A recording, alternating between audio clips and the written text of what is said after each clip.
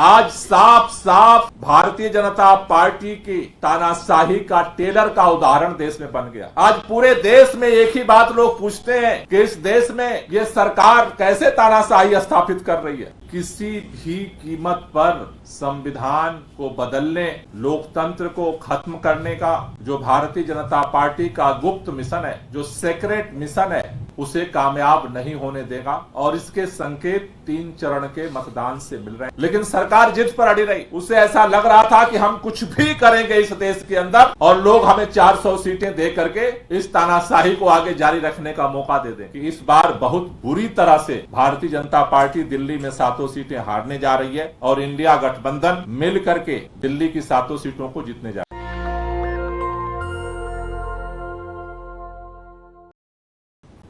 कि देश को भारतीय जनता पार्टी का 400 पार का नारा मंजूर नहीं है। लोग इस बात के लिए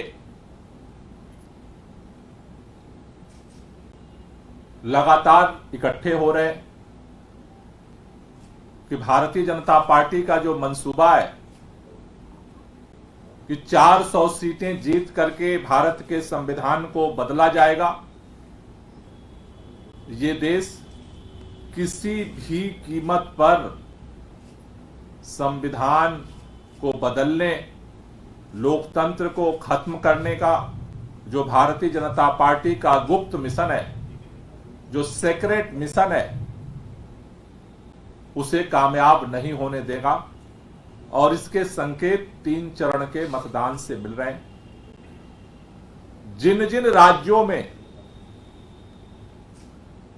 भारतीय जनता पार्टी को पिछली बार जितनी सीटें मिली थीं, हर राज्य में जिस क्षेत्र में अभी तक मतदान हुआ है, वहां भारतीय जनता पार्टी की सीटें लगातार कम हो रही हैं। और भारतीय जनता पार्टी को भी ये पहले से पता था। इसलिए जिन नए राज्यों में भारतीय जनता पार्टी प्रयास कर रही थी अपने एक्सटेंशन की, वहां पर भी उसे जनता स्वीकार नहीं कर रही। दिल्ली के अंदर दिल्ली के चुने हुए मुख्यमंत्री अरविंद केजरीवाल जी को उठा करके इन्होंने जेल में डाल दिया। चुनाव के बीच में उठा करके जेल में डाला। भारत के गांव से लेकर के दुनिया के हर हिस्से तक एक चुने हुए मुख्यमंत्री को जेल में डालने की सरकार की तानाशाही का विरोध हुआ। लेकिन सरकार जिद पर अड़ी रही। उसे ऐसा लग रहा था कि हम कुछ भी करेंगे इस देश के अंदर और लोग हमें 400 सीटें दे करके इस तानाशाही को आगे जारी रखने का मौका दे देंगे। लेकिन आज दिल्ली के मुख्यमंत्री अरविंद केजरीवाल जी की गिरफ्तारी, झारखंड के मुख्यमंत्री हेमंत सोरेन जी की गिरफ्तारी आज साफ साफ भारतीय जनता पार्टी की तानाशाही का टेलर का उदाहरण देश में बन गया। आज पूरे देश में एक ही बात लोग पूछते हैं कि इस देश में यह सरकार कैसे तानाशाही स्थापित कर रही है। आज अरविंद केजरीवाल जी की गिरफ्तारी, हेमंत सोरेन की गिरफ्तारी उसका सबसे बड़ा उदाहरण बन गया है कि अगर इतने प्रचंड बहुमत से चुना हुआ मुख्यमंत्री अगर ये बिना किसी सबूत के, बिना किसी एफआईआर के उठा के जेल में डाल सकते हैं, तो एक आम आदमी की आवाज अगली सरकार में उठाने की हिम्मत किसके पास बचेगी।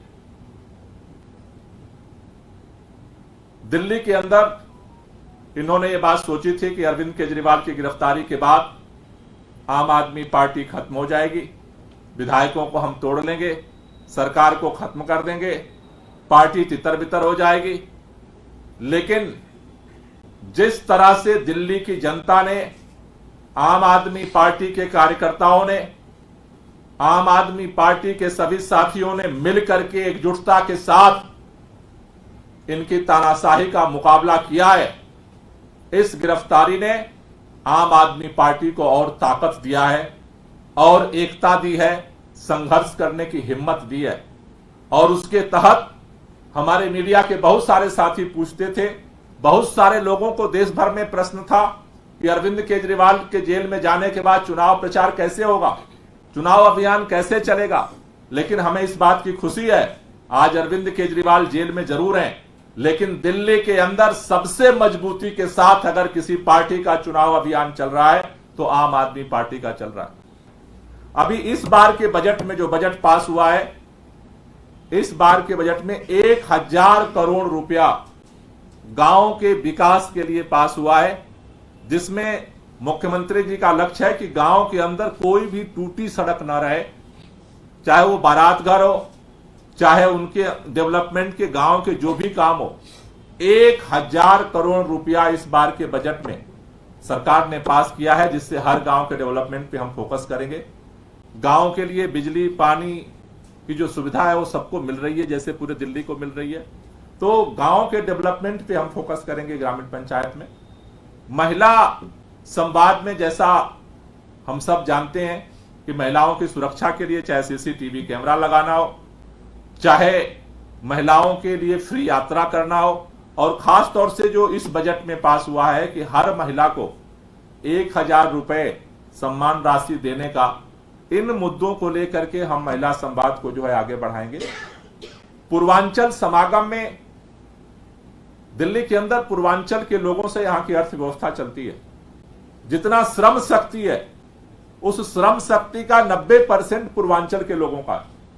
लेकिन यहां लोग काम तो करते थे, लेकिन लोग अपने गांव से आते थे यहां पर कि कुछ कमाएंगे, कुछ खाएंगे और कुछ घर वालों को पहुंचाएंगे। लेकिन यहां जिस तरह से बिजली पानी की महंगाई थी, वो सारा इसी में पैसा निकल जाता था। आज लोगों को जिस तरह से यहां पर बिजली फ्री हुई है, पानी फ्री हुआ है। आज पहले जब हमारी सरकार बनी थी, ज्यादातर पूर्वांचल के लोग यहां मिनिमम वेज कॉन्ट्रैक्ट पर काम करते हैं। पहले 8000 रुपए था, आज अनस्किल का भी 16000 रुपए, डबल हमने मिनिमम वेज किया है, जिससे लोग यहां रह भी रहे हैं और अपने घर पे भी पैसे भेज पा रहे हैं। हमारी सरकार बनी थी, पूर्वांचल के लोगों के 80 छठ घाट होते थे। आज 1000 से ज्यादा छठ घाट पे पूजा आज दिल्ली सरकार के सहयोग से होता है। पूर्वांचल के लोगों के मान सम्मान को स्थापित किया आम आदमी पार्टी ने, या यूं कहें कि आम आदमी पार्टी की बुनियाद में पूर्वांचल के लोग खड़े हुए, और आम आदमी पार्टी ने पूरा जो अनथराइज इलाका था, जहां जाने के लिए रास्ता नहीं होता था, लोग अपने घरों के पता नहीं बताते थे अपने रिश्तेदारों को, वो कहते थे सीपी में आ जाना, वहीं जाते थे, घूमते थे, उनको मार्केटिंग कराते थे, पार्क में बैठ के बतियाते थे, और वो अपने घर चले जाते थे। आज दिल्ली के हर इलाके में जितनी भी अनथराइज कॉलोनियां हैं, झुग्गी झोपड़ी का इलाका है, सब जगह पर सीवर, पानी, सड़क का इंतजाम किया है। तो जो अलग अलग सेगमेंट के लिए, अलग अलग समाज के हिस्सों को ताकत देने के लिए जो अरविंद केजरीवाल ने काम किया है, इसको अब फोकस करेंगे इस चौथे चरण के कैंपेन में 13 तारीख से लेकर के 23 तारीख तक, जिससे कि समाज के हर तबके के साथ मिल करके अपने काम का जो अभियान है उसे भी आगे बढ़ा सके, और जो भारतीय जनता पार्टी की मोदी सरकार की जो तानाशाही है उसका भी जवाब देने के लिए लोगों को इकट्ठा कर सकें। हमने पहले दिन बताया था कि 1 लाख लोगों को हम 23 तक संकल्प दिला के तैयार करेंगे। ये 1 लाख लोग मिल करके 25 मई को जनता को तैयार करेंगे, ज्यादा से ज्यादा मतदान करने के लिए लोगों को प्रेरित करेंगे, और उस दिन लोगों को घरों से निकाल करके मतदान स्थल तक ले जाएंगे और इस जेल का जवाब वोट से देने की गारंटी करेंगे। तो ये चौथे चरण का अब ये अभियान आम आदमी पार्टी शुरू कर रही है, और जिस तरह का रिस्पांस मिल रहा है पूरे दिल्ली के अंदर, हमें इस बात का भरोसा है कि इस बार बहुत बुरी तरह से भारतीय जनता पार्टी दिल्ली में 7 सीटें हारने जा रही है, और इंडिया गठबंधन मिल करके दिल्ली की 7 सीटों को जीतने जा रही है। नेशनल दस्तक की आपसे गुजारिश है कि अगर इसको बचाना चाहते हैं तो नेशनल दस्तक को सब्सक्राइब करने के लिए रेड कलर के सब्सक्राइब बटन को दबाएं, फिर बेल आइकन की घंटी दबाएं। नेशनल दस्तक को बचाने के लिए बहुत जरूरी है कि हर खबर को शेयर करें, लाइक करें, कमेंट जरूर करें।